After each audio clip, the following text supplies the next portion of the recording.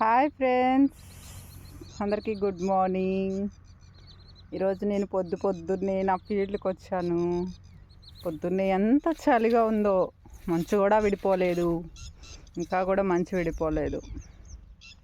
10:30 అవుతున్నా ఇంకా చల్లగానే ఉంది. అంటే ఇప్పుడిప్పుడే వస్తూ ఉంది.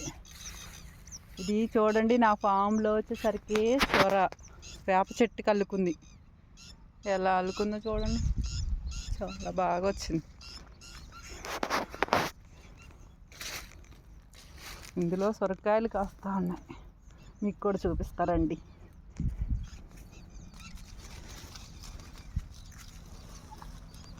ఇదిగోండి సొరకాయలు.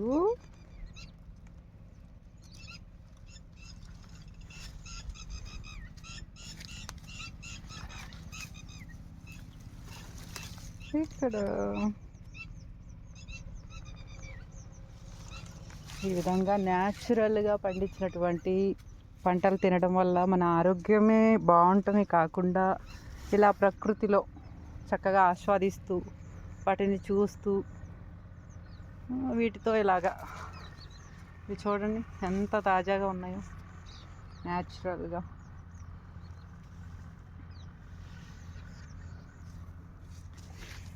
ఇలా నా ఫీల్డ్లో ఇలా ఉంది. నా ఫీల్డ్ మొక్కజొన్న, పలు రకాల పంటలు వేసుకున్నాను. రైతు ఒకటే పంట వేసుకుంటే మార్కెట్ ఆ పంటకి గిట్టుబాటు ధర ఉండొచ్చు, ఉండకపోవచ్చు. కానీ పలు రకాల పంటలు వేసుకున్నట్లయితే ఆ రైతు నష్టపోడు. ఇప్పుడు దోసలు, కూరగాయల్లో కూడా ఒకటే రకం కాకుండా చాలా రకాలు వేసుకుంటే చాలా బాగుంటుంది. వాళ్ళకి అధికంగా ఒకవేళ ఆ మార్కెట్లో ఆ టయానికి ఆ రేట్ తగ్గినప్పుడు, టమాటా తగ్గిందనుకోండి, నెక్స్ట్ దోసలు వేసుకున్నప్పుడు వీటి మీద కూడా అదనంగా ఆదాయం పొందుతారు. Thank you so much. అందరూ షేర్ చేయండి, సబ్స్క్రైబ్ చేయండి ప్లీజ్.